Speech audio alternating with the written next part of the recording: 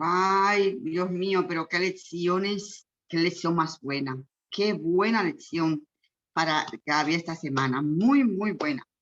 Espero en Dios que nos haya gustado y nos ayude a prepararnos para el encuentro con Jesús, pero necesitamos la armadura de Dios. Y concluyendo la escuela sabática en esta mañana, dice el versículo 16 de Efesios 6, que se le dejo ahí para que ustedes luego con meditación y calma pues puedan aprovechar estos versículos y aprender de ellos. Dice, sobre todo tomad el escudo de la fe con que podáis apagar todos los dardos de fuego del enemigo. El escudo, señores, confianza en Dios, porque Satanás, cuando te manda el dardo, no te lo va a mandar apagado, te lo manda con fuego para que te queme, porque es lo que quiere destruir nuestras vidas, nuestros hogares, nuestras familias, nuestros hijos. O sea, que no va apagado el dardo, va con fuego, porque es para destruirlo todo. O sea, cuando llegan los problemas, las dificultades, necesitamos ese escudo de la fe para poder hacerle frente a las situaciones difíciles, si no, estamos muertos, vamos. 17, tomad el yelmo de la salvación, el yelmo, ese casco que se ponían los soldados para protegerse en las batallas, el yelmo, señores, de la salvación, cuidar la mente, llenar nuestra mente de Cristo. Necesitamos llenar la mente de Cristo, meditando en Él, en su vida. Llenemos nuestra mente de Cristo para que los pensamientos impuros no tengan cabida. Ese es el yelmo de la salvación, la espada del Espíritu, y por supuesto, todos la conocemos, que es la palabra de Dios. Escudo y espada. Con la espada nos defendemos, ¿verdad? Con la espada que es la palabra de Dios. Y la última exhortación, vaya, que hace Pablo aquí en estos versículos, dice el consejo que da Pablo en el 18, orando en todo tiempo. Oye lo que nos exhorta, orar en todo tiempo. Que dice, con toda oración, súplica en el Espíritu y velando en ello con toda perseverancia. O sea, que no estamos inconstantes. Hoy oramos, mañana sí, otro día no, y no. Con toda perseverancia y súplica por todos los santos. No ores solo por ti, ora también por los demás. Que Dios te bendiga en esta mañana y que te ayude a ponerte la armadura de Dios, porque si no la tenemos, estamos perdidos. Así es que vamos a orar para concluir la escuela sabática de hoy.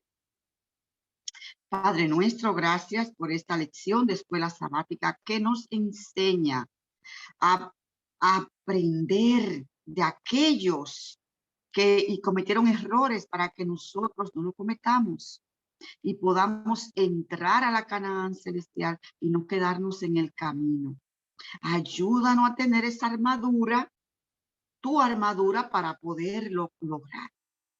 Gracias te damos por acompañarnos en la escuela sabática. Te rogamos, ahora que empiece el culto divino, tu presencia esté con nosotros. En el nombre de Jesús te lo pedimos. Amén. Por favor, el himno del culto para dar inicio.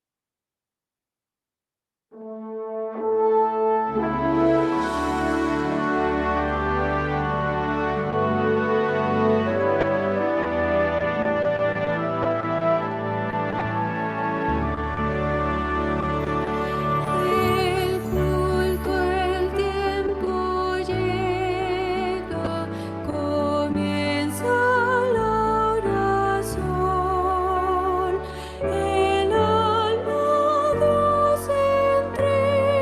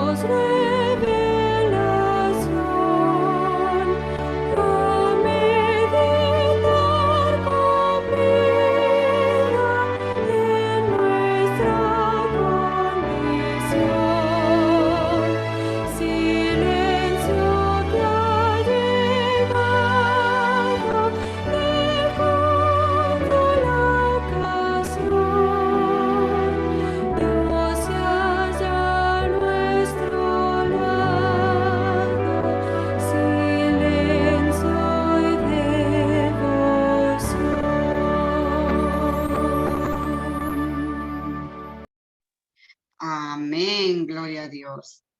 Vamos ahora a buscar en nuestras Biblias el libro de Juan, el Evangelio de Juan, capítulo 15, versículo 8. Está en pantalla, lo pueden leer también ahí. En esto es glorificado mi Padre, en que llevéis mucho fruto y seáis así mis discípulos. Vamos a cantar las notas del himno 127. Cristo, nombre dulce.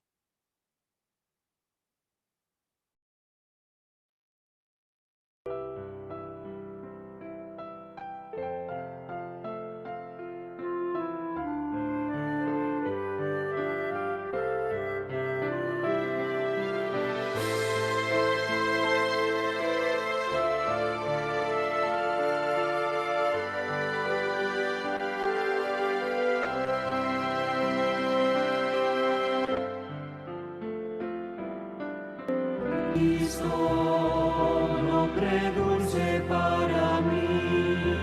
Cristo, escucha siempre mi oración. Oh Cristo, tú me levantas y caí. Es muy dulce tu nombre, mi Jesús.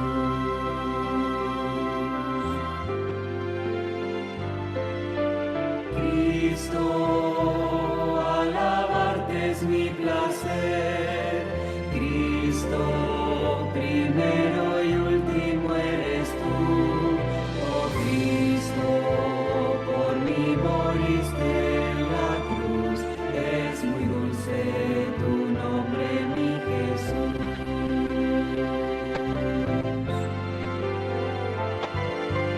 Cristo, eres Rey que volverá.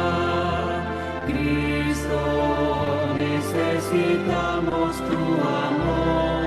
Oh Cristo, a ti cantamos con fervor. Es muy dulce tu nombre, mi Jesús.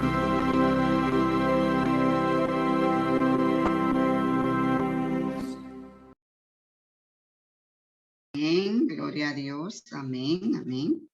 Muy bien, ahora te invito para que oremos.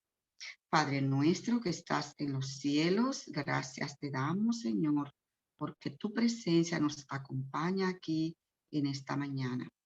Queremos, Señor, pedirte que el Espíritu Santo nos enseñe tu palabra en este día. Bendice a la persona que has escogido para traer este tema.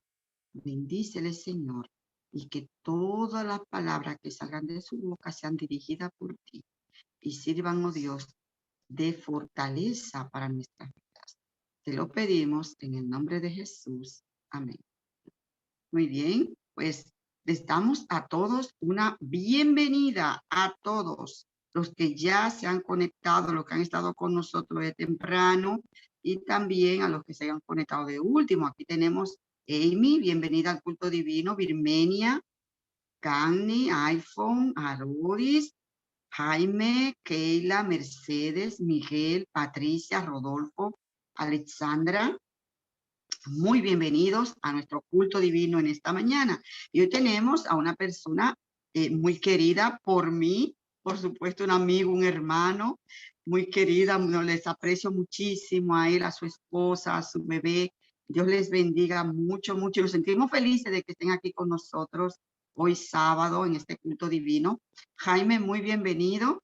Y Jaime nos trae un tema muy bueno titulado La vindicación del carácter de Dios. Jaime, tremendo tema este que tú nos traes. Dios te bendiga, Jaime, el tiempo que resta es tuyo. Muy bien, muchas gracias, felicidad. Y un gusto volver a verte y a algunos de vosotros que ya os conozco de algún estudio que hemos tenido o alguna prédica, pues todos muy bienvenidos. Buenas tardes desde España y buenos días que serán allí, o buenos mediodías, ¿no? Más o menos, deben de ser allí las 12 o así, ¿no? Las 10, creo que son y pico. Así que muy feliz sábado a todos y que la bendición y la santificación de Dios repose sobre todos y cada uno de vosotros. Bueno, pues como ya estaba introduciendo felicidad, pues íbamos a hablar de un tema muy interesante. Yo creo que quizás sea el tema más interesante para profundizar a lo largo de nuestras vidas. y creo que está presente, la Biblia rezuma de este tema, que es la gloria de Dios, ¿no? ¿Qué es la gloria de Dios? ¿O cómo podemos dar gloria de Dios? ¿O qué significa esto de dar gloria a Dios, ¿no? ¿Qué es esto, ¿no? De dar gloria a Dios. ¿Y por qué este tema es tan sumamente importante? ¿Vale? Tremendamente importante porque además es el fundamento del conflicto. Como sabemos todos, aquel conflicto que ocurrió en el cielo, y de lo que se trata es de que el Señor pueda revelar y justificar su carácter ante el universo entero. Así que antes de empezar, si os parece, aunque ya ha orado Felicidad, pero yo voy a orar también, un poquito, ¿vale? Para pedir la guía del Espíritu Santo. Muy bien. Padre justo que estás en los cielos, te damos gracias por este sábado bendito que nos permites disfrutar, Señor, solo por tu gracia derramada en tu Hijo Jesús. Yo te ruego ahora que sea tu Espíritu el que me ilumine, Señor, el que hable por medio de mí. No sea yo, sino sea tu sabiduría, Padre. Gracias por todo, en el nombre de Jesús. Amén. Muy bien. Pues ya estamos. Pues voy a compartir un archivito que tengo aquí ¿vale? En el ordenador. Vamos a ver si todo funciona, si Dios así lo quiere, que seguro que sí. Vamos aquí y vamos a compartir un archivito en PowerPoint. No sé si lo veis bien. Felicidad, ¿se ve bien? Sí, ¿Lo se veis ve bien bien. o lo hago más grande? Sí. Un poquito más grande si deseas, Vamos a hacerlo un poquito más grande, a ver. para que abarque un poco más. Quizás Ahí es, ahí. se ve bien, muy bien. Está bien, Vale, perfecto. Se ve bien, Jaime. vale, perfecto. Hola, Patricia. Bueno, pues venga, vamos a empezar. Pues empezamos con esto, con la vindicación, ¿no? Que es importante. Si hablamos del carácter de Dios, debemos hablar de la vindicación de su carácter. ¿Vale? Yo lo he titulado así, y como subtítulo he colocado aquí el honor de Cristo y de nuestro Padre Celestial, porque es el honor de ambos, ¿verdad? Sabemos que el Padre y Cristo son un solo Dios, personas diferentes, pero son un solo Dios, al igual que el Espíritu Santo. Dice el honor de Cristo y de nuestro Padre Celestial comprometidos en el gran conflicto con Satanás. De esto se trata, de esto se trató y de esto se tratará al final del conflicto, que es lo que quiere el Señor, vindicar su carácter. Así que para saber esto del carácter un poco deberíamos definir la palabra vindicación, ¿vale? Vamos a ver qué significa vindicar. De esto comentó algo Pedro alguna vez de esta definición, recuerdo hace tiempo, Pedrito. Yo he buscado aquí la definición. Bueno, nos dice acción y efecto de vindicar. Vindicar, dice el diccionario, que es defender o exculpar a una persona injustamente atacada. Bueno, especialmente por escrito, quizás desde un punto de vista un poco secular, pero en general es defender o exculpar a una persona injustamente atacada. Yo no sé qué os parece esta definición. Vengar también nos dice en una segunda acepción. Yo creo que ya esto os dice algo que tiene mucho que ver con el gran conflicto. Defender o exculpar a una persona injustamente atacada. Deberíamos preguntarnos quién es esta persona, aunque aquí en realidad, aunque esta definición es del diccionario, podría ponerse en el contexto espiritual en mayúscula, persona, ¿quién es esa persona que ha sido injustamente atacada? Bueno, pues tanto el Padre como el Hijo, Dios ha sido injustamente atacado. Y ha sido atacado por Satanás, ¿vale? El cual se ha encargado de difuminar por todo el universo un carácter que no es el verdadero carácter de Dios. Por eso el Señor tiene que vindicar, tiene que defender, tiene que exculpar, tiene que demostrar al universo entero que Dios es bueno y que Dios no es un tirano y que su ley es justa, santa y buena. Vamos a ver un poco acerca de este asunto. Vamos a pasar a la siguiente diapositiva. Dejarla un poquito aquí. Ahí, mirad. Para que veáis lo importante, hermanos, que es esta cuestión del carácter de Dios, de la vindicación. Mirad lo que dice esta cita de Señales de los Tiempos.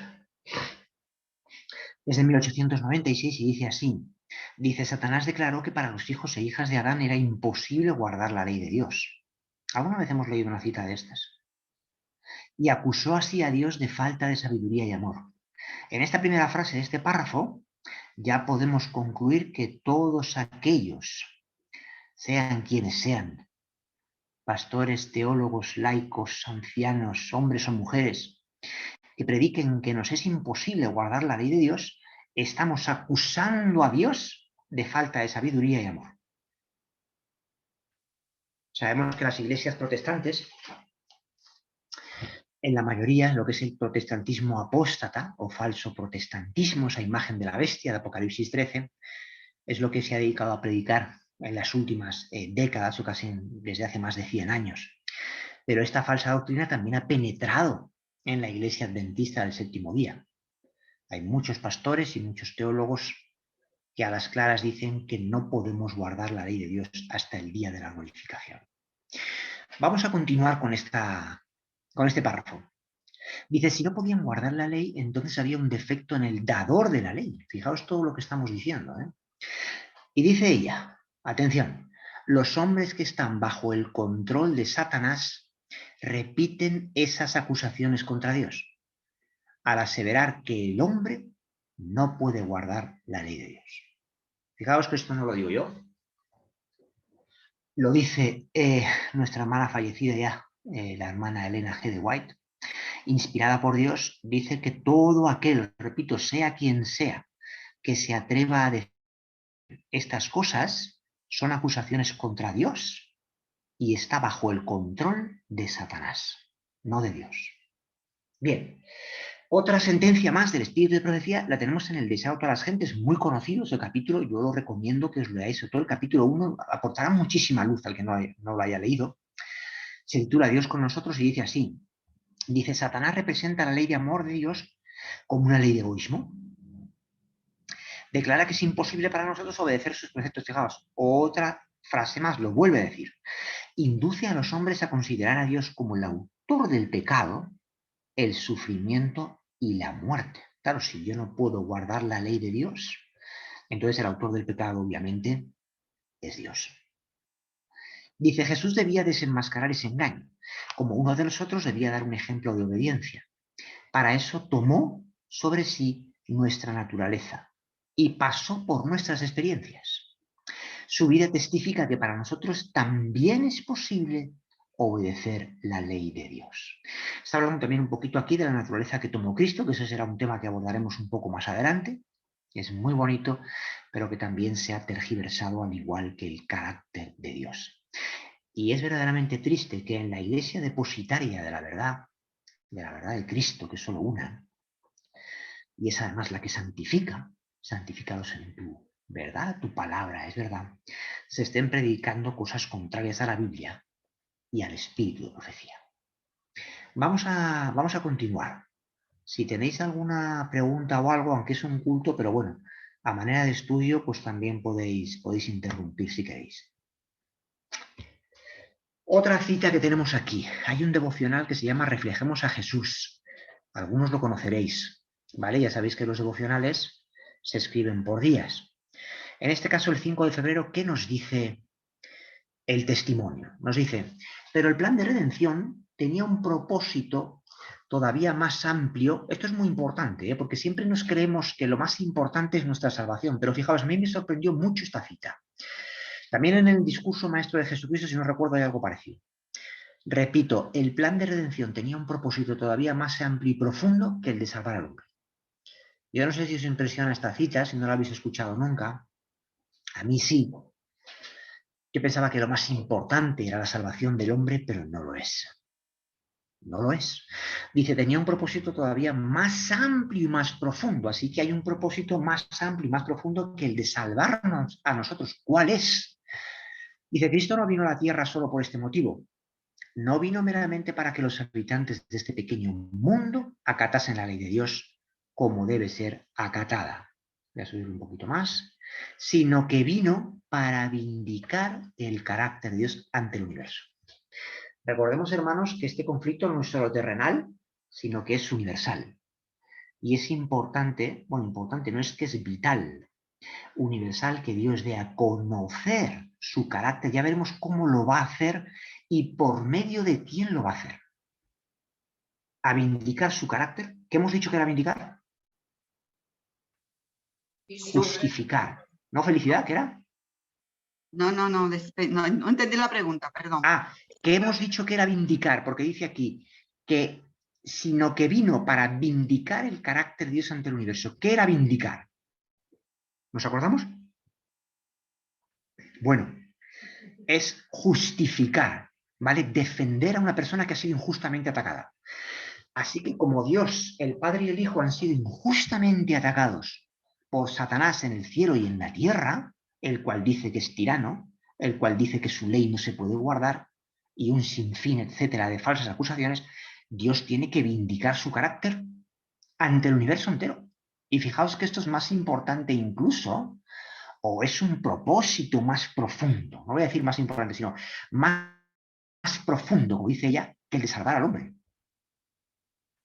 El verdadero propósito es vindicar el carácter de Dios ante el universo y salvar al hombre, que también, por supuesto, que también. Pero en primer lugar, si hubiera una preeminencia de los propósitos, el verdadero propósito de Dios es vindicar su carácter de Dios ante el universo. Es decir, Cristo no solo muere para salvar al hombre, sino que muere para vindicar el carácter de su Padre. Es lo que hizo en su vida. Sigue diciendo, a este resultado de su gran sacrificio, a su influencia sobre los seres de otros mundos, así, fijaos que a su influencia sobre los seres de otros mundos, ella tiene varias citas en cuanto que el plan de redención es extremadamente importante no solo para nosotros, sino también para el universo entero. Así como sobre el hombre se refirió el Salvador cuando poco antes de su crucifixión dijo, y aquí cita Juan 12. Si tenéis Biblias, podemos ir a Juan al capítulo 12. Yo lo tengo aquí, ¿vale? Si alguien lo quiere leer, es libre de leerlo. Juan 12, versículos 31 o 32. ¿Queréis leerlo en pantalla? Sí, Juan 12, Venga, 31 31. y 32. No sé si lo ves en pantalla o vas a tu Biblia. Felicidad, Sí, como quieras. yo voy a mi Biblia. Vale, Juan perfecto. 12, 31 dice, ahora Sí, es el juicio de este mundo. Ahora el príncipe de este mundo será echado fuera. Y yo, si fuere levantado de la tierra, a todos atraeré a mí mismo. bueno, pues este es el versículo que cita aquí el testimonio. Está hablando de la vindicación del carácter de Dios, ¿vale? Sigue diciendo, el acto de Cristo de morir por la salvación del hombre no solo haría, fijaos qué interesante, no solo hace accesible el cielo para los hombres, que también, pero es que hay más, es decir, la muerte de Cristo es mucho más amplia que solo la muerte, que solo la salvación para los hombres. Dice, sino que ante todo el universo, vuelve a repetir, justificaría a Dios y a su Hijo en su trato con la rebelión de Satanás. Es muy impresionante, es muy profundo, y desde luego impacta mucho cuando se lee esto, sino que ante todo el universo justificaría a Dios. ¿Y de qué se tiene que justificar Dios? Alguien diría, no, eso no puede ser porque Dios no puede justificarse porque Dios no ha pecado. Nosotros necesitamos la justificación de Dios. Pero Dios y su Hijo, lo dice aquí, necesitan justificarse a sí mismos porque han sido acusados de algo que no es verdad. Es muy impresionante, en su trato con la rebelión, perdón, de Satanás. Fijaos el daño que hace una mentira, hermanos. No hay mentira pequeña que no haga daño. Es terrible el daño que ha hecho Satanás al mundo y al universo entero, revelando esas mentiras a todos y cada uno de nosotros que yo me las he creído durante mucho tiempo antes de conocer la palabra de Dios. Termina y sigue diciendo, demostraría la perpetuidad, es decir, la eternidad de la ley de Dios, y revelaría la naturaleza y las consecuencias del pecado. Esto es muy, muy impresionante, yo no sé qué os parece, yo por eso he abierto con Juan 15:8, que dice que en esto es glorificado mi Padre. Vamos a ver ahora cómo podemos dar gloria a Dios y cómo Dios va a vindicar su carácter ante el universo entero. ¿Cómo lo va a hacer? Es verdad que lo ha ido haciendo ya por medio de algunos seres humanos, como vosotros sabéis, Me viene a la cabeza algún ejemplo, si tenéis alguno decidlo, por ejemplo Enoc. Enoc fue un ejemplo de cómo Dios vindicó su carácter ante el universo entero. El propio Elías también lo fue. Personas que no vieron la muerte, ¿no? Y algunos o muchos que vencieron el pecado, como José, como Moisés. Moisés, y tantos otros, como el propio Pablo, ¿no? Que se fue transformado de Saulo a Pablo, los apóstoles, y muchos que no conocemos, que aunque hayan pecado, porque la Biblia dice que todos pecaron, por cuanto todos pecaron están destituidos de la gloria de Dios, eso no significa que no puedan vindicar o que Dios no pueda usarlos para vindicar su carácter ante el universo, dándoles poder para vencer todo pecado y llegar a la Amén. victoria absoluta. ¿Qué es lo que Dios desea? Es lo que Dios desea, ¿vale? Muy bien, vamos, si tenéis alguna pregunta, adelante. Vamos a continuar, ¿vale? Ahora voy a coger aquí una cita de Segunda de Reyes. Me voy a ir a Segunda de Reyes 19, el que quiera me puede acompañar. Vamos a Segunda de Reyes, en los libros históricos, capítulo 19. Este versículo ya lo comenté en alguna prédica, pero lo voy a volver a comentar porque es extremadamente importante. Hay un comentario del testimonio en el libro Profetas y Reyes, ¿vale? Ese libro que tanto le gusta a Felicidad. Está en el capítulo 30, se llama Librados de Asiria. ¿Os acordáis cuando aquel rey asirio amenazó al pueblo de Dios? Bueno, Sí. bueno, vale, Felicidad se acuerda. Pues mira, si quieres leer Felicidad o alguien quiere leer Segunda de Reyes 19, 34 y luego el 26. ¿Qué nos dice? ¿Alguien se anima? ¿Quieren leerlo? ¿Alguien se anima por ahí a leer, que tenga la Biblia abierta? Bien. Segunda de Reyes 19:34. Sí. Dice, porque yo ampararé esta ciudad para salvarla, por amor a mí mismo y por amor a David mi siervo. Y luego, ¿cuál otro? Y luego el 20, versículo 6. El 20, versículo 6. Dice, Ajá. y añadiré a tus días 15 años y te libraré a ti y a esta ciudad de mano del rey de Asiria. Y ampararé esta ciudad por amor a mí mismo y por amor a David mi siervo. Bueno, aquí aparece un concepto que Mm. podemos ver, que es el de el amor a uno mismo, aunque esto no está traducido de forma demasiado correcta, ¿vale? La literalidad no sería así. Hay un comentario en el comentario bíblico adventista lo explica muy bien, y ahora vamos a ver qué verdaderamente significa esto para no confundirlo con que Dios se ame a sí mismo, porque Dios no se ama a sí mismo. Está hablando del honor, está hablando de su honor, está hablando de su reputación, está hablando de su fama, está hablando de su carácter, está hablando de su bondad, ¿vale? Vamos a verlo aquí nuevamente, donde estamos, y repito, si vais al comentario bíblico, el comentario bíblico, si buscáis lo que dice, al mismo tiempo os conduce a Isaías 37, bueno, y os dice cuál es el significado de esa palabra en hebreo, que es el honor. Pero vamos a ver lo que dice el testimonio, que es lo que más nos interesa más allá del comentario bíblico adventista. Dice así en Profetas y Reyes, cuando el rey de Judá recibió la carta desafiante, este rey de que hablamos, ¿os acordáis? Es el rey Ezequías. Fijaos, es un desafío.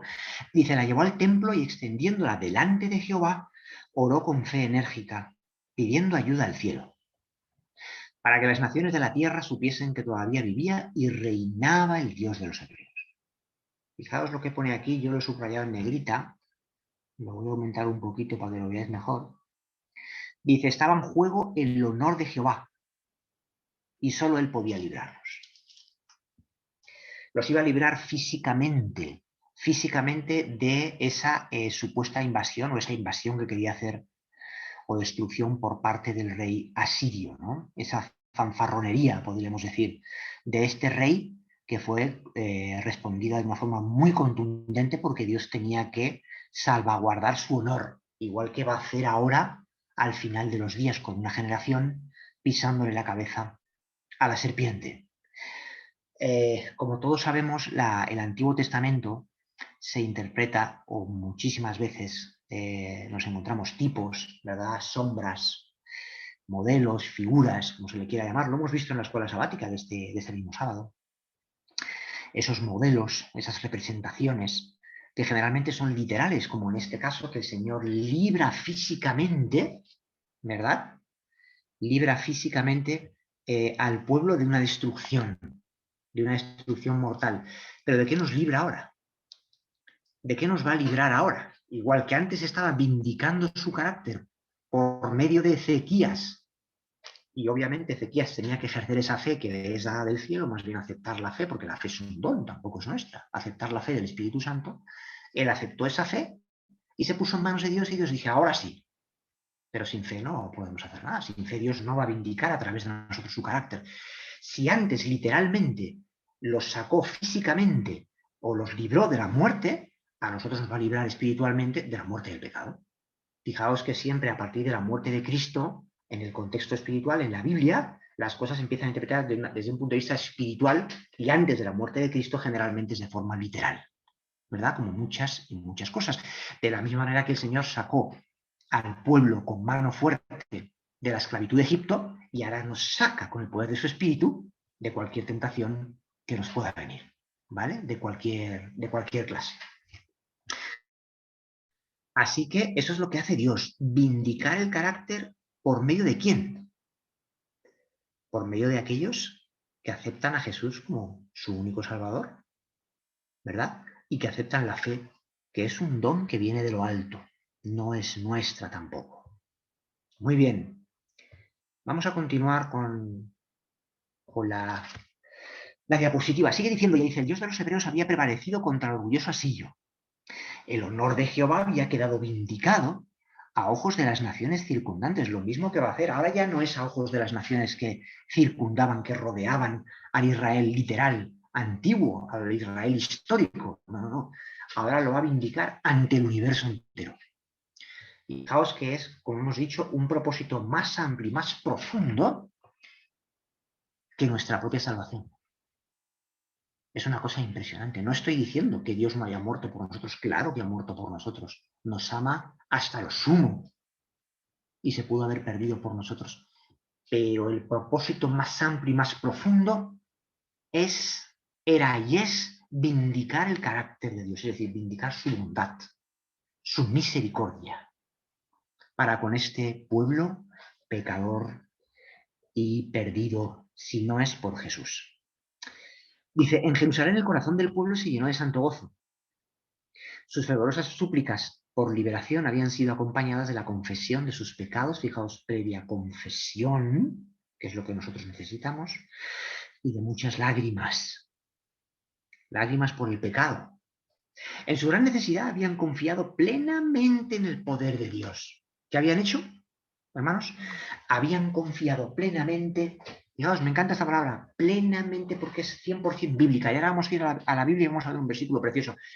Habían confiado plenamente en el poder de Dios para salvarlos. Y Él no los había abandonado. Yo pregunto, hermanos, ¿confiamos plenamente en el poder de Dios para salvarnos, no ya de la muerte, sino para salvarnos del pecado? ¿Confiamos plenamente en Él hoy? ¿Confiamos plenamente en Él ahora? ¿Confiamos plenamente que tiene poder para transformar nuestros corazones? ¿O no? ¿O le seguiremos echando la culpa cuando caemos en las tentaciones? Como puedo hacer yo muchas veces y me enfado. Y luego me doy cuenta de que no, digo, ¿qué estoy haciendo? Pero si Dios no tiene la culpa, si soy yo. Si he sido yo. ¿Qué he hecho o qué he dejado de hacer? ¿O he dejado de estudiar la Biblia? ¿O he dejado de orar? ¿Qué estoy haciendo? Desde luego no estoy creyendo. Porque la obediencia y la desobediencia, como bien decían en las escuelas sabáticas, estas diapositivas tan bonitas que habéis puesto al principio, decía el autor que la obediencia y la desobediencia no es nada más que una consecuencia de haber creído o no haber creído respectivamente. Nada más. Nadie es salvo por obedecer. Ahora bien, El que no obedezca no entrará en el reino de los cielos. Pero es porque habrá confiado plenamente. Vamos a Romanos, donde yo pienso que quizás está uno de los versículos que es la esencia del Evangelio, con Efesios 2, que luego lo veremos, Romanos 4, 21 y 22. Si no mal recuerdo, Romanos 4, esto sí que me gustaría que lo leyerais. Romanos 4, porque tiene que quedar en vuestras mentes grabado. Y es bueno memorizarlo. Bueno, antes de esto vamos a leer el 4.3. El 4.3, por favor. Y luego el 21 y el 22. ¿Quién se anima por ahí? ¿Felicidad? ¿Sí? ¿Alguno se anima a O leerlo? Patricia, que está por ahí muy calladita. A ver, Bueno, dice ¿quién va? el 4:3. 4.3 4:3 primero. Sí, ¿qué dice? dice, porque, ¿qué dice la escritura? Repito, porque, ¿qué dice la escritura? Creyó Abraham a Dios y le fue contado por justicia. Ese es el 3. Y Amigo. ahora, perdón, Bien, y ahora el 21 y el 22 nos va a decir... Vale, sí, por favor, lejos. dice el 21 y 22. No, 20 y 21, Jaime. No, 21 y 22. Ahí va. Plenamente convencido de que era también poderoso para hacer todo lo que había prometido, por lo cual también su fe le fue contada por justicia. Fijaos, todo lo que nos está explicando aquí, Romanos. Primero ha leído felicidad, Abraham creyó a Dios y le fue contado por justicia. Y alguien podrá decir, bueno, ¿y por qué le fue contado por justicia cuando creyó? Bueno, pues nos lo explica el propio versículo, porque cuando ha dicho plenamente, está hablando de Abraham, Abraham, hermanos, estaba plenamente convencido de que Dios tenía poder para cumplir lo que había prometido. Por eso, dice luego el siguiente versículo, Dios le contó su fe como justicia. Ahora, preguntamos, ¿por qué Dios contó la fe de Abraham como justicia? Porque él estaba plenamente convencido que Dios tenía poder para hacer lo que había prometido. ¿Lo veis? Ahora Amén. ya sí podemos darnos cuenta de qué es esto, ¿no? De ser contado por justicia. Además, la palabra justicia por la fe, como bien lo dice, no es la justicia por mis obras, es la justicia que viene por la fe, es decir, por creer en alguien. Y ese alguien es Jesús. Y por desarrollar su fe, no solo creer en Jesús, sino tener la fe de Jesús. Es decir, la fe que Jesús tuvo cuando estuvo en su vida terrenal, aferrado a su Padre. Tenemos que confiar que nuestro Padre Celestial tiene poder suficiente para mover el universo entero. Y si su palabra tenía poder para hacer el sol y para hacer la luna en el cuarto día, os garantizo que tiene poder suficiente para cambiar nuestro corazón. Gloria a Dios. Y eso es lo que quiere el Señor. Y es mucho más sencillo de lo que queremos nosotros, vindicar su buen carácter por medio de unos seres caídos para impresionar al universo entero de que ante un desastre como yo, si es que al final me mantengo firme al brazo de Cristo, el Señor pueda vindicar su carácter por medio de todos y cada uno de nosotros, lo cual es todavía más increíble y más asombroso por el universo entero y por los santos ángeles. Esto es el Evangelio. Es precioso. Muy bien. Vemos la bondad de Dios, ¿verdad? ¿Y cómo actúa Dios? Muy bien. Vamos a pasar a la siguiente diapositiva que tenemos por aquí. Muy bien. Bueno, yo he puesto aquí los significados de honor un poco en general. Honor pone aquí en la RAE, en el diccionario. Dice cualidad moral que lleva al cumplimiento de los propios deberes respecto del prójimo y de uno mismo. Sinónimos tenemos reputación, renombre, fama, gloria, me gusta mucho porque lo utilizamos nosotros, ¿verdad? Es la gloria de Dios, es el honor de Dios. La honra, es decir, su respeto, la opinión, fijaos, la opinión que Dios quiere que tengamos de Él, no la opinión que Satanás quiere que tengamos de Dios, que es lo que ha hecho Él a lo largo de los 6.000 años, es tergiversar, minar, dinamitar la reputación, la gloria, la opinión de Dios ante el universo entero para que los hombres, sobre todo los hombres caídos, pensemos que Dios no es quien es o no es lo que es decir, amor. Y que es un Dios tirano y que es un Dios injusto. etcétera, y por qué permite, y un etcétera, y un etcétera, y un etcétera. De mentiras que cuenta Satanás, que es el padre de la mentira, y es homicida desde el principio, como dice Cristo en los Evangelios. Muy bien, la reputación dice que es una opinión, idea o concepto que la gente tiene sobre una persona. ¿Qué concepto tengo yo de Dios? ¿Qué opinión tengo yo de Dios? ¿Qué idea tengo yo de Dios? Dependiendo de la opinión, de la idea que tenga yo, del concepto que tenga yo de Dios, seré transformado o no. Fijaos lo importante que es. Lo importante que es el tener un concepto claro de cuál es el carácter de Dios.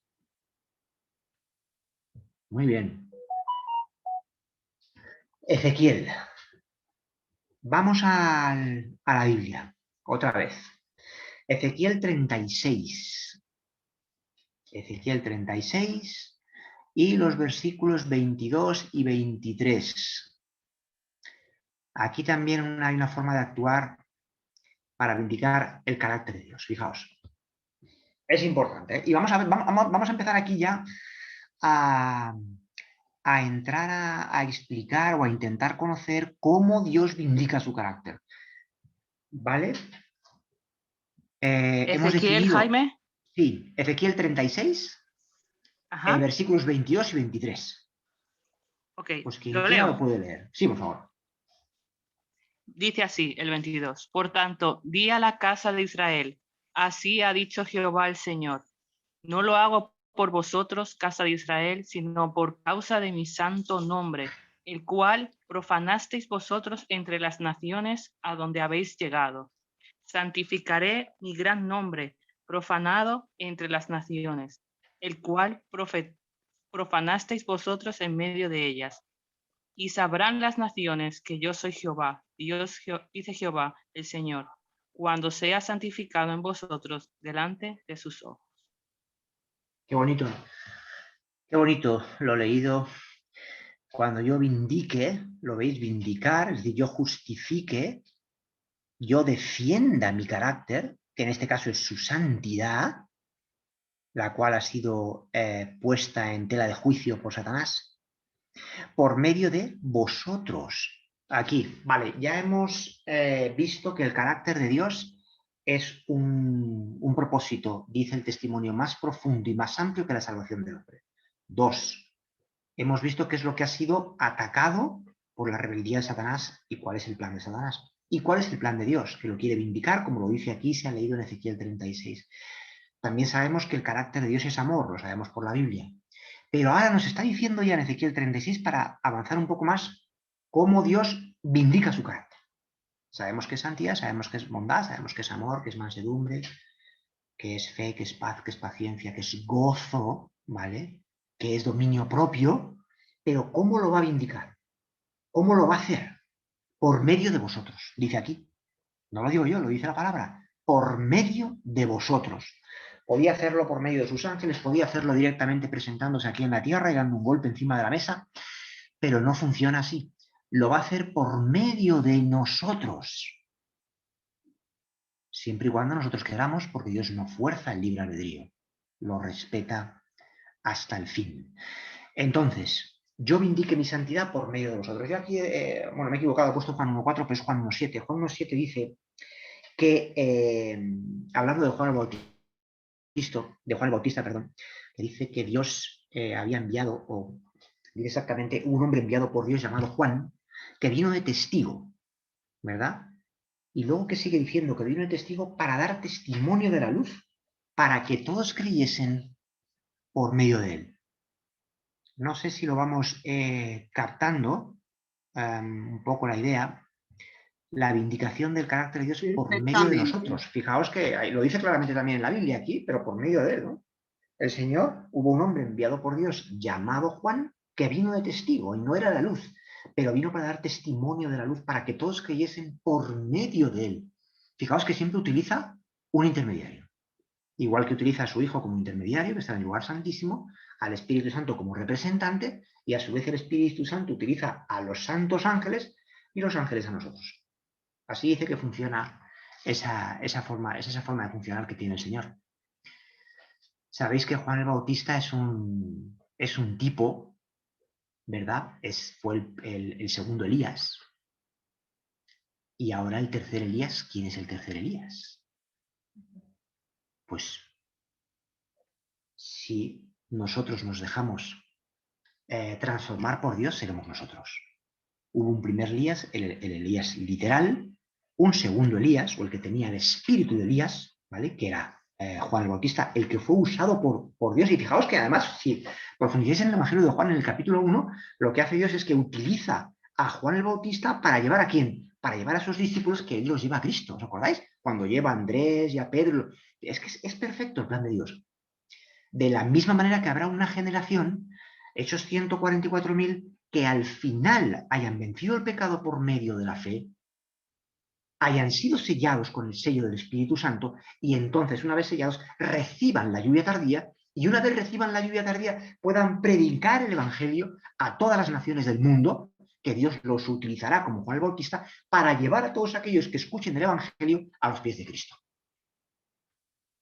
que es el tercer Elías. La pregunta es, ¿queremos formar parte de ese grupo? Seguro que sí. Amén. Seguro que sí. Y si morimos antes porque es la voluntad de Dios, pues muramos en Cristo. Muy bien. Vamos a continuar. Es decir, ya hemos visto la importancia de la vindicación del carácter, lo que es el carácter de Dios, que es su santidad, como dice Ezequiel, es su amor, los ataques que ha recibido y que es un propósito, repito, más profundo y más importante que la salvación del hombre. Y hemos visto ahora cómo Dios, cómo lo va a hacer para vindicar su carácter ante el universo entero. Muy bien, vamos a continuar. Vale. Bueno, seguimos con la siguiente pantalla. Yo me voy a ir ahora, voy a tocar unos cuantos versículos de Oseas, del libro de Oseas, que es verdaderamente bonito, ¿vale? Y a mí por lo menos me dice mucho. Yo no sé a vosotros, es el primero de los profetas menores, al menos en el orden de la Biblia, ¿vale? Y es una historia muy, muy bonita la de Oseas. Mirad, voy a leer Oseas 1 y algunos versículos que dice así. Dice, ella se está refiriendo a Gomer. Gomer era la esposa de Oseas. Lo que le pasó a Oseas es una cosa tremenda, absolutamente tremenda. Y es un tipo, es una sombra, es una figura, pero fue literal, fue la verdad presente de Oseas en aquella época. Y lo que tuvo que sufrir Oseas con su esposa Gomer. Creo que conocemos esta historia, algunos. Dice, ella concibió otra vez y le dio a luz una hija. Y Dios le dijo, ponle por nombre Lo-ruhama. Yo he buscado el significado Lo-ruhama, o al menos como lo define el espíritu de profecía, y dependiendo de la Biblia, aparece como indigna de compasión. Nosotros somos indignos de compasión, hermanos. Por lo que hemos hecho, hemos llevado a Cristo a la cruz. Nosotros hemos matado a Cristo espiritualmente y lo hemos matado a nosotros físicamente. Lo llevaron a la cruz los romanos y los judíos, fueron los instructores. Pero espiritualmente cargó nuestros pecados y nosotros lo hemos asesinado. Somos indignos de compasión. Dice, porque no me compadeceré más de la casa de Israel para perdonarla. Dice esto en principio. Sigue diciendo, después de haber destetado a Lo-ruhama, concibió y engendró un hijo. Y Dios dijo, ponle por nombre Lo-ami, pueblo ajeno. Fijaos, nosotros siempre hemos sido indignos de compasión y hemos sido pueblo ajeno. Esto es para nosotros. Pero sin embargo, Cristo murió por nosotros, aun siendo indignos de compasión y aun siendo pueblo ajeno, porque éramos enemigos. Dice, porque vosotros no sois mi pueblo, y yo seré vuestro Dios, ni yo seré vuestro Dios. Pero más adelante dice, con todo, un día el número de los hijos de Israel será como la arena del mar, que no se podrá medir ni contar. Y en lugar de decirles, vosotros no sois mi pueblo, les será dicho, sois hijos del Dios viviente. Esto es un ejemplo claro del carácter de Dios, de cómo ha llegado a amar a un pueblo, nosotros que hemos sido indignos de compasión y que hemos sido pueblo ajeno y enemigos. Pero sin embargo, Él nos dice, sois hijos del Dios viviente por medio de su Hijo Jesús, por medio de su muerte, por medio de sus méritos, de su sangre. Oseas 2:23. Dice, le mostraré mi amor a Lo-ruhama. que habíamos dicho que significa a la indigna de compasión. Fijaos qué carácter. Dios muestra su amor a alguien que es indigno de compasión como yo. Diré a Loami, aquel hijo, pueblo mío. Fijaos que dice a un pueblo ajeno, lo llama pueblo mío. Y él dirá, ese pueblo dirá al final, Dios mío. No sé si os suena algo esto de pueblo mío, pero vamos a Apocalipsis 18:4. Vamos a Apocalipsis 18:4 y vamos a ver el significado un poco, también aquí que hay una relación con eso de pueblo mío. Os recomiendo el libro de Oseas, que es pequeñito, leedlo, para que veamos lo que es ese tipo de lo que sufrió Oseas cuando el Señor le dijo que la tomara como esposa, aun cuando ella había adulterado. De hecho, se había acostado con mucha gente.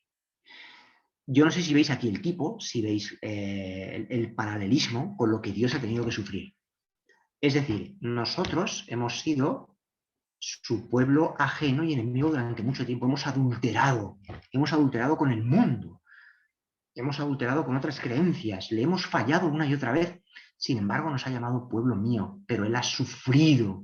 ¿Cuánto más sufre cuando el Señor tiene que ver que se predica la mentira y no se predica la verdad? Cuando se está adulterando la verdad en las iglesias, hermanos.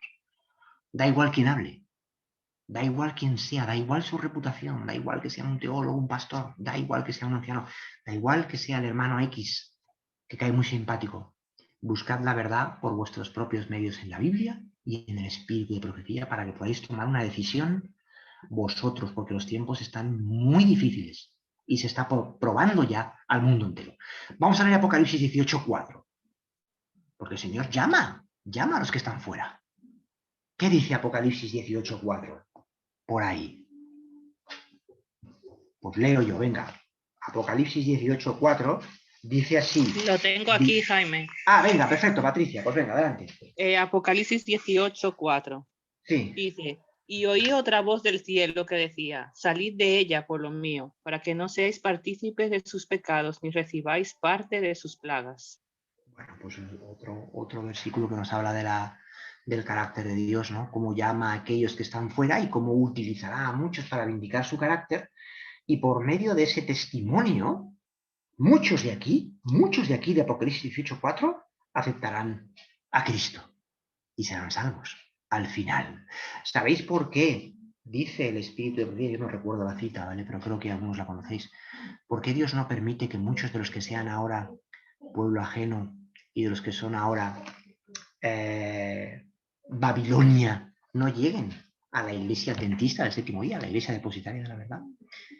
Porque muchos de nosotros, y seguro que yo, tenemos los caracteres tan poco cercanos al carácter de Jesús que los espantaríamos.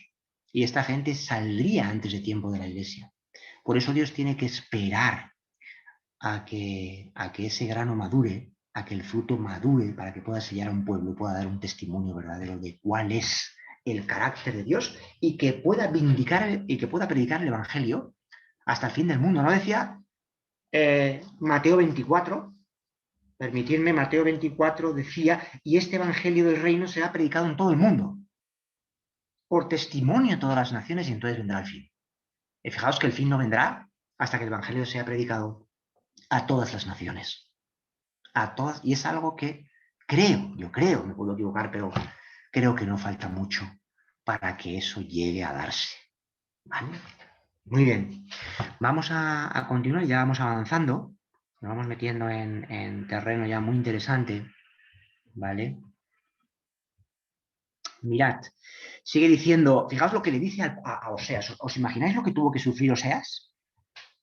¿Cuánto sufriríais? ¿Cuánto sufriríamos nosotros por ver a nuestro cónyuge, sea la esposa o el esposo que adultera y el Señor le dice, no, ve, ama otra vez a tu esposa.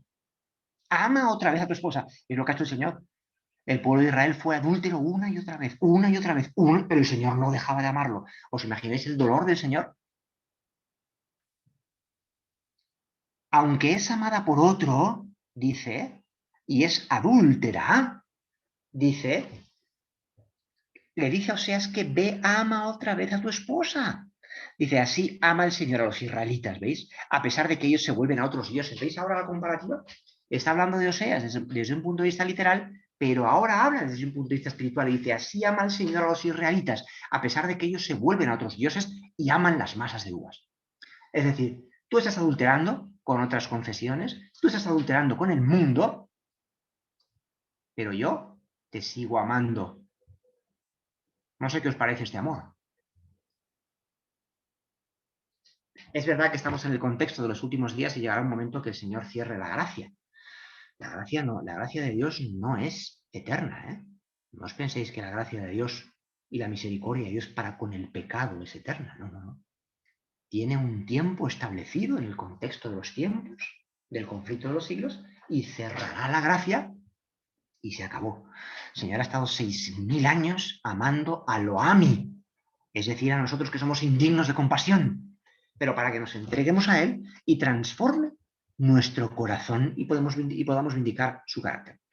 Había puesto yo ahí en las diapositivas 2 versículos que me gustan mucho, porque yo hasta hace no mucho tiempo pensaba que adulterar, desde un punto de vista espiritual, era solo cuando nosotros, pues, bueno, hacíamos caso a falsas doctrinas, la gente que se relacionaba con otras confesiones, ¿no? Como el falso protestantismo o protestantismo apóstata, cualquiera que fuese la confesión.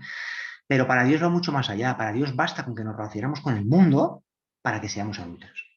Santiago 4.4, para que lo quiera ver, es muy impresionante, dice adúlteros. Fijaos cómo empieza, dice adúlteros. Es que no sabéis que la amistad con el mundo es enemistad con Dios. Fijaos que ser amigos del mundo ya significa ser enemigos de Dios.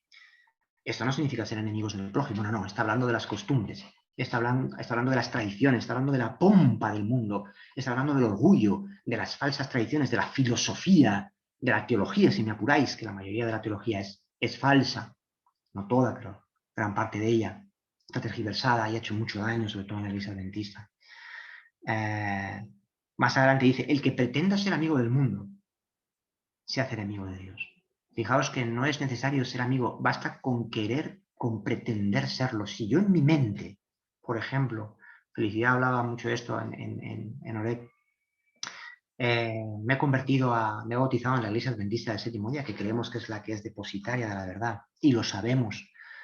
Y estoy muchos años, pero mi mente no sufre ninguna transformación y estoy pensando en las fiestas que yo hacía antes, en las copas que me tomaba, o en lo que fumaba, o en los chistes que contaba, y estoy en mi mente pensando que hago mucha gracia a los demás, o en pornografía, o en lo que fuera, o en las grandes comidas abundantes que yo me daba, realmente no he salido del mundo.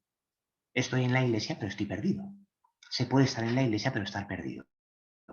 ¿Vale? Es decir, yo sigo pretendiendo ser amigo del mundo, porque sigo siendo amigo de las costumbres y las tradiciones del mundo, ¿vale? Así como de sus comidas, etc.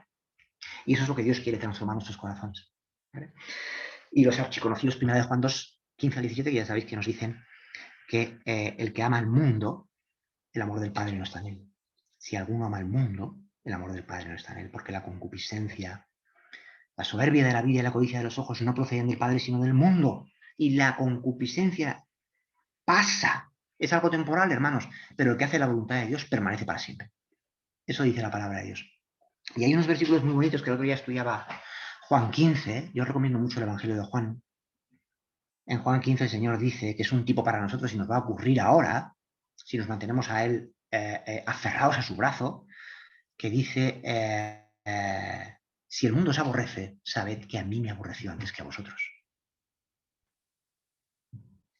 Y es así, hermanos, el mundo nos aborrecerá si aceptamos a Cristo como nuestro único Salvador y aceptamos su doctrina.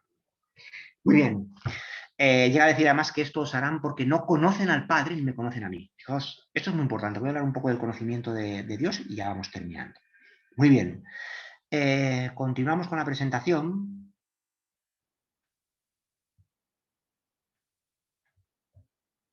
Nos sigue hablando un poco de Oseas, ya no lo voy a tocar más porque no tenemos mucho tiempo, pero fijaos lo que dice en Oseas 6, solo voy a comentar Oseas 6, que dice, conozcamos al Señor, insistamos, en alguna versión dice, persistamos en conocerlo. Si estamos hablando del carácter de Dios, que es lo que quería traer hoy, ya sabemos lo que significa vindicar el carácter de Dios, ya sabemos cuál es el carácter de Dios, que es amor, ya sabemos cómo Dios pretende vindicar su carácter ante el universo entero. Pero ¿qué nos conviene ahora para conocer el carácter de Dios? ¿Cómo puedo conocer yo el carácter de Dios para estar seguro de que puedo confiar en alguien que es esencialmente bueno? La Biblia me dice, conozcamos al Señor, insistamos en conocerlo, porque misericordia quiero y no sacrificio. Conocimiento de Dios, más que holocaustos, más que holocaustos. En algún versículo de Oseas llega a decir que mi pueblo fue destruido por falta de conocimiento. ¿Cómo puedo conocer yo a Dios? Bueno, pues traigo esta diapositiva aquí, que creo que es muy importante. Creo, o al menos así lo entiendo, que la forma de conocer a Dios es conocer su voluntad. Es decir, si yo quiero conocer el carácter de Dios, cómo es Él, deberé conocer o debería conocer qué es lo que quiere Él de mí. ¿Cuál es su voluntad? ¿Y cómo puedo conocer yo su voluntad? Fundamentalmente estudiando la palabra de Dios. Al final, fijaos que volvemos al principio. Si yo conozco la voluntad de Dios, entonces estoy conociendo el carácter de Dios. Por eso Satanás quiere y desea que no estudiemos la Biblia. Mirad, Juan 17:3. Muy conocido. Y esta es la vida eterna, que te conozcan a ti, el único Dios verdadero, y a tu Hijo Jesucristo, a quien tú has enviado. Yo siempre que leía este versículo decía, bueno, pero ¿y esto cómo lo armonizo yo con Efesios 2, 8 al 10, que nos habla que la salvación es por gracia, por medio de la fe? Y esto no de vosotros, sino un don de Dios. Entonces, ¿me salvo por gracia, por fe, o me salvo por conocimiento? Porque aquí también lo dice, ¿verdad?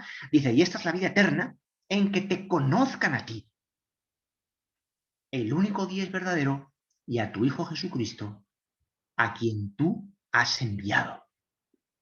Entonces, hay una relación existente entre la fe y el conocimiento, y la vamos a ver, porque es muy importante.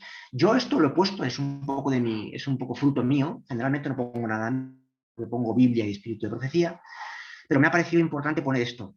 Yo al menos lo creo así, ¿vale? Pienso que a medida que conozcamos más al Señor, confiaremos más en Él. ¿Sí o no? Eso nos puede pasar incluso en el contexto familiar. A medida que conozca más a mi papá o a un amigo, confiaré más en él. Aunque es cierto que la Biblia dice, maldito el hombre que confía en el hombre. Pero si esa persona está inspirada por Dios, sí podría confiar en él. Dice, y a medida que confiemos más en Jesús, le conoceremos mejor. Es como un pez que se muerde la cola. A medida de que yo conozca más al Señor, es decir, más estudie su palabra, su voluntad, más voy a confiar en Él. Y a medida que confíe más en Jesús, le voy a conocer más. Porque Él me va a revelar más de su conocimiento, más de su carácter. Entonces he cogido estos versículos, ¿vale? Que es 1 Juan 2, 3 al 6. Yo creo que estos ya os lo sabéis. Pero bueno, estos son los que nos dicen, fijaos, a mí me encanta que dice, en esto sabemos si conocemos a Dios, en si guardamos sus mandamientos. No sé si os acordáis. Fijaos que hay una relación entre el conocimiento y la observancia de la ley. ¿Lo podemos ver aquí, sí o no? En esto sabemos si conocemos a Dios, en si guardamos sus mandamientos. El que dice yo lo conozco y no guarda sus mandamientos, el tal es mentiroso y la verdad no está en él. ¿Sí o no? Y luego este me encanta, el tercero, porque dice, porque en verdad el amor se perfecciona en el que guarda su palabra. Se perfecciona en el que guarda su palabra, no en el que no la guarda. Si decimos que estamos en él, debemos andar como él anduvo. Fijaos la relación existente entre el conocimiento y la observancia de la ley.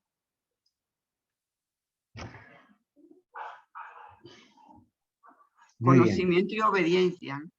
Claro, exactamente. Sería más conocimiento y obediencia. Vamos a Romanos 13:10. Romanos 13:10. ¿Qué nos dice? Felicidad, Romanos 13:10. A ver qué nos dice.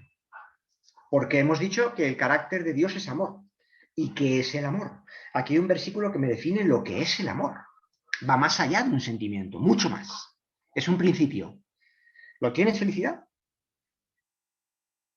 Romanos 13, versículo 10. 13, 10. Sí.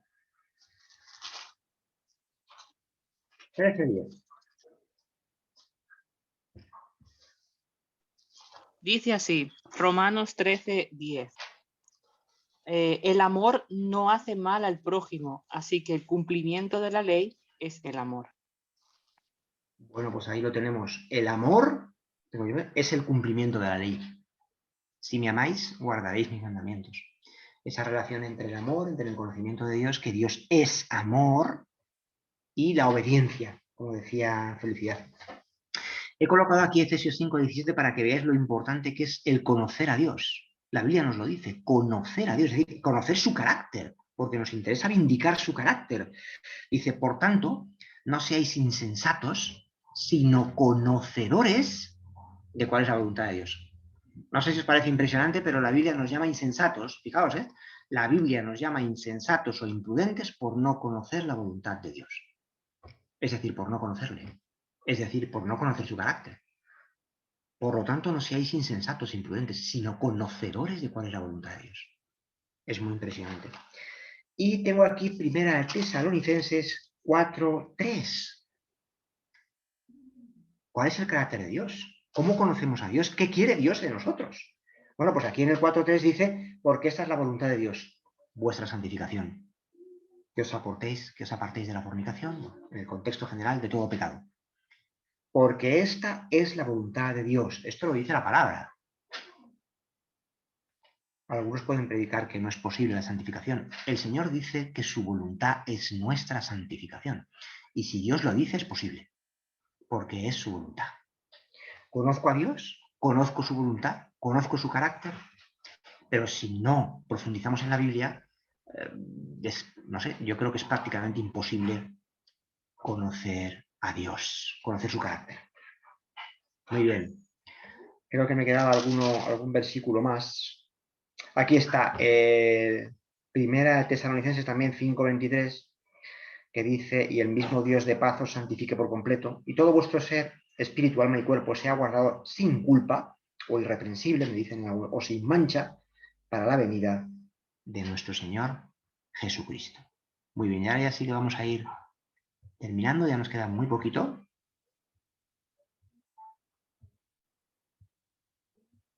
Tres diapositivas nada más. Mateo 5, el Sermón del Monte, ¿verdad? Que es Mateo 5, 6 y 7. Mirad, esto demuestra cuál es el carácter de Dios y cuál debería ser nuestro carácter.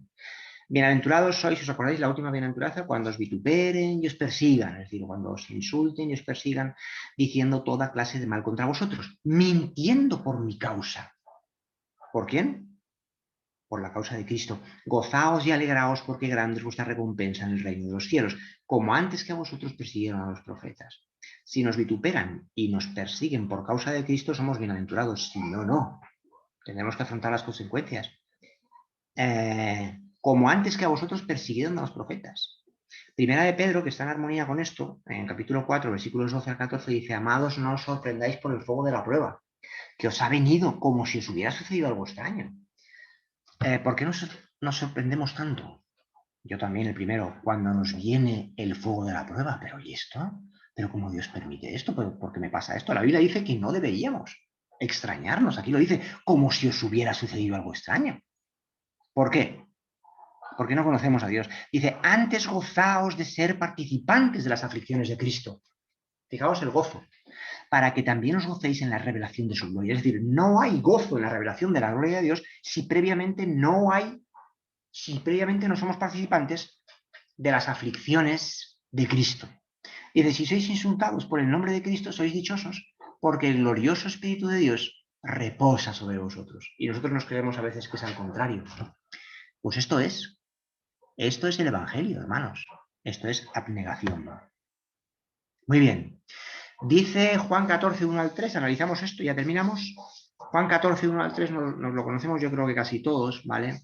Dice, no se turbe vuestro corazón, creed en Dios, creed también en mí. Nos dice la palabra, en casa de mi Padre muchas moradas hay, si no fuera así os lo hubiera dicho. Fijaos que las moradas ya están hechas. Y luego que dice, voy pues a preparar lugar para vosotros, para que allí donde yo esté, vosotros también podáis estar. Bueno, dice previamente, os tomaré a mí mismo. ¿Y qué puede significar eso? Os tomaré a mí mismo. ¿Qué puede significar? Está hablando del carácter.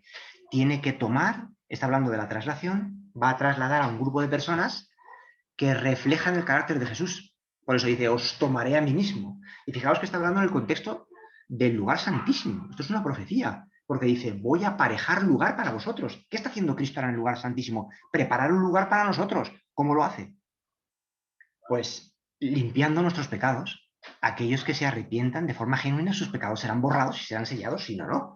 Y ya sabemos que arrepentimiento es confesión y apartamiento del pecado. Y ese poder nos lo da Dios. Entonces, a partir de ahí, Él nos apareja lugar, nos hace lugar allí nos borra los pecados de nuestros libros celestiales, de nuestros registros, y entonces podremos ser sellados para que Él cuando venga a recoger, porque Él viene a recoger un pueblo, no viene a juzgar, viene a recoger un pueblo. Os tomaré a mí mismo. Las moradas ya están hechas. Ahí lo dice en Juan 14. Muy bien. Vamos a Marcos 4:29. Leo Marcos 4:29 y ya prácticamente hemos terminado. Marcos 4:29. Vamos para allá. Porque aquí hay una cita extremadamente importante. Yo a veces la he comentado, pero lo voy a poner en escrito porque no se suele creer mucho. ¿Vale? En armonía con este versículo.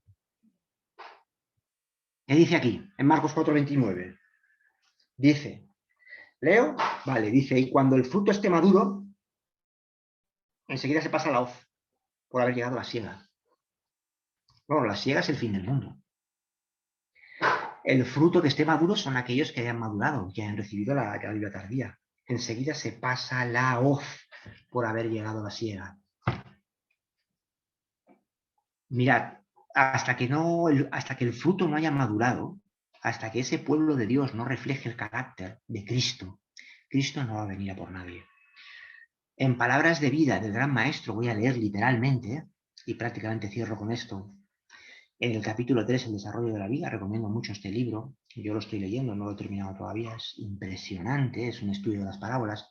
Dice así, dice, Cristo espera con un deseo anhelante la manifestación de ¿quién? De sí mismo en su iglesia.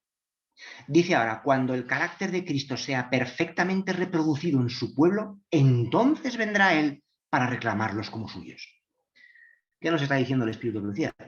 Bueno, lo que nos está diciendo. Cuando el carácter de Cristo, repito, sea perfectamente, no dice parcialmente, sea perfectamente reproducido en su pueblo, entonces Él vendrá, Cristo, para reclamarlos como suyos. Antes no vendrá. Por eso seguimos esperando. No es por otra cuestión. Hermanos, es así. Ahora sabemos que, desde el punto de vista profético, Cristo tiene que venir. Y Cristo va a venir sí o sí. Por lo tanto, nos conviene, si estamos siendo apercibidos de que existen señales, como yo creo que están existiendo ahora, de que el cierre de la gracia pues, es inminente o queda poco, o que la ley dominical está a las puertas, nos conviene relacionarnos con él para que podamos ser transformados y podamos formar parte de esa iglesia que Dios quiere. Muy bien, última diapositiva y ya hemos terminado. Ahora sí. Ahora, la pregunta del millón, ¿no? Felicidad. Dice, ¿cómo podemos formar parte del grupo a través del cual Dios vindicará su carácter ante el universo, ¿no? Si hemos dicho que de la misma manera que vindicó su carácter por medio de Juan el Bautista, que segundo Elías lo va a hacer ahora, o lo habrá hecho de forma individual a través de miles de personas, lo va a hacer ahora a través de un grupo muy grande. Muy grande. Satanás le ha dicho, no, bueno, no, que está bien, pero no es suficiente. Elías está bien, pero no es suficiente. Muéstrame tu poder y que eres capaz de levantar a seres caídos y que revelen tu gloria ante el universo entero. Bien, pues es lo que va a hacer el Señor. Va a levantar a 144.000, que entendemos o siempre hemos creído que no es un número literal, seguro que son muchos más, o muchos menos, pero yo estoy convencido que serán muchos más, unos cuantos millones en el mundo, que van a reflejar el carácter de Dios. La pregunta es, ¿cómo puedo formar parte de ese grupo del cual Dios vindicará su carácter ante el universo? Primero de todo, creyendo en Dios y confiando en sus promesas. Antes hemos leído por eso Romanos 4, 21 y 25, que dice que Abraham estaba plenamente convencido de que Dios tenía poder para hacer lo que él había prometido. Eso es lo que tenemos que estar nosotros, plenamente convencidos de que Dios tiene poder. Y que la salvación es por gracia por medio de la fe. 2, entregando nuestra voluntad al Señor. No voy a leer los versículos porque se nos iría mucho de tiempo. Mateo 16, el Señor habla de la cruz. El que quiera venir en pos de mí, tome su cruz, niéguese a sí mismo y sígame. No dice amase a sí mismo, niéguese a sí mismo. Y Filipenses 2, 5 al 8 nos habla de esa entrega, de lo que entregó Cristo en su abnegación, ¿no? Que se hizo siervo, la palabra ahí realmente es esclavo por nosotros. Y una muy, muy importante que me ha parecido clave es teniendo la motivación correcta. Recuerdo que Felicidad hablaba mucho de esto, ¿no? Del tema de que Dios juzga lo más profundo. juzga las motivaciones, nuestros propósitos. Y me he cogido una cita aquí para terminar del Desato a las gentes. Capítulo 52, el Divino Pastor dice, no es el temor al castigo, no debemos tener miedo al castigo, ¿vale? A la segunda resurrección o a la esperanza de la recompensa eterna. Tampoco debemos estar pensando en esto constantemente. Aunque sí es bueno para nuestras mentes pensar en la eternidad, dice el Espíritu de Profecía. Pero no debe ser nuestra motivación.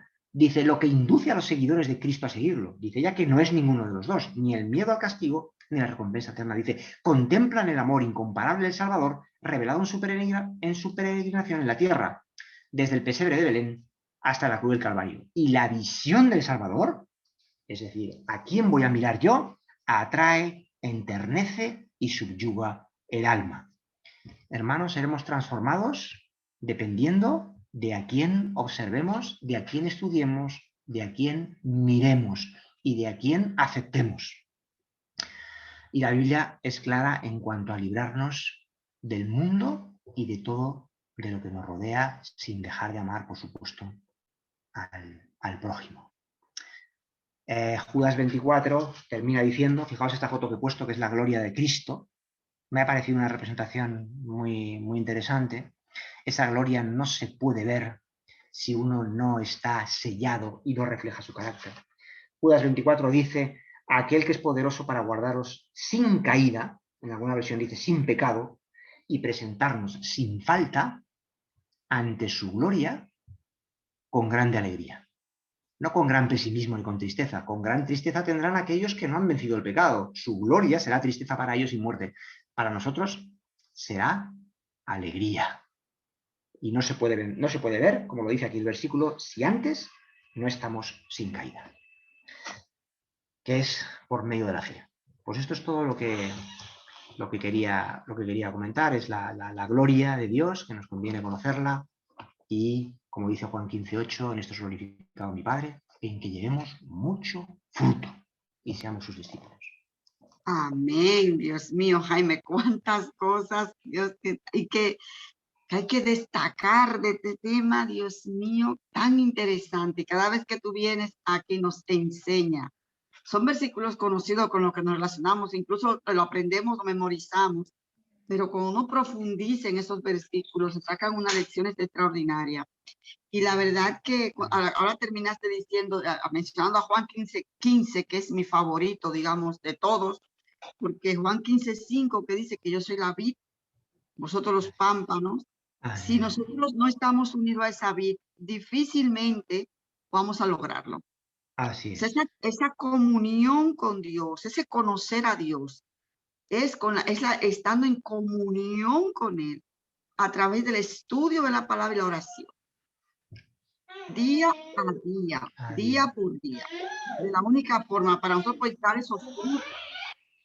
Y la verdad que la vindicación del carácter, esa vindicación del carácter de Dios en nosotros es un reto, es un señor reto, porque imagínate, miserables pecadores, pero tenemos que llegar a ese carácter, tiene que ser vindicado en mi vida, en tu vida, en la vida de todos.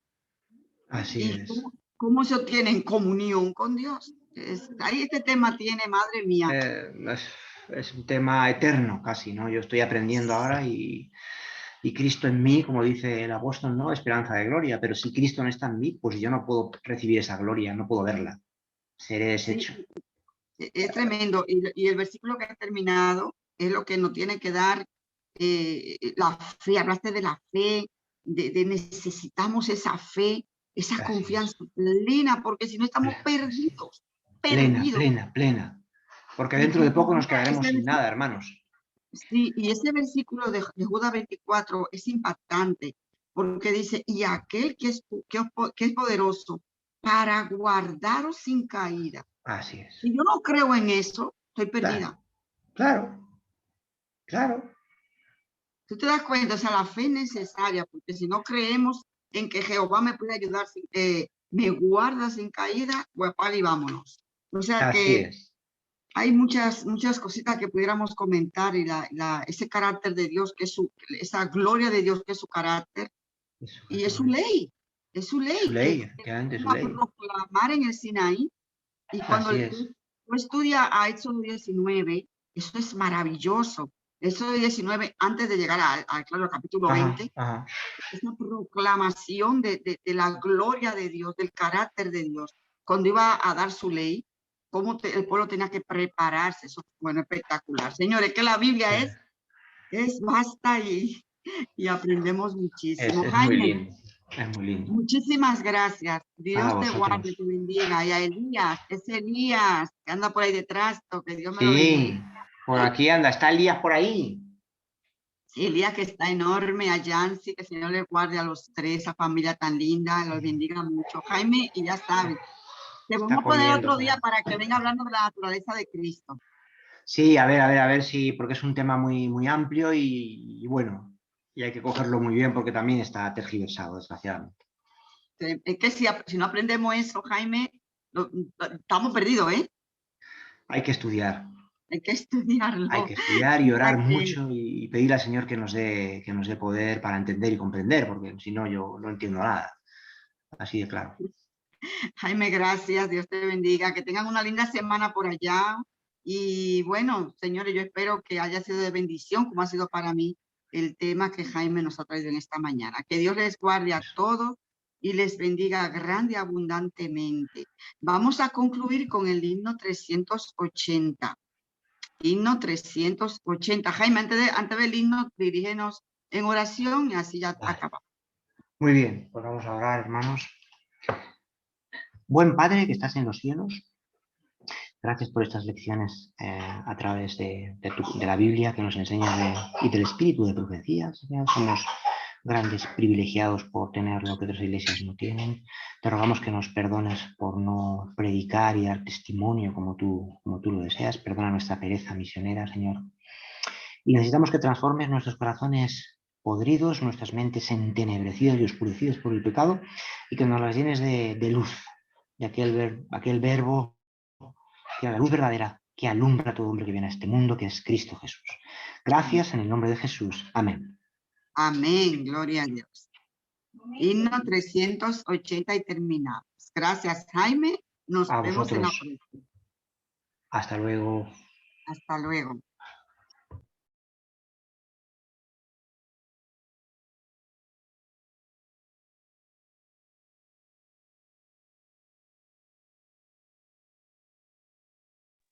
Himno 380.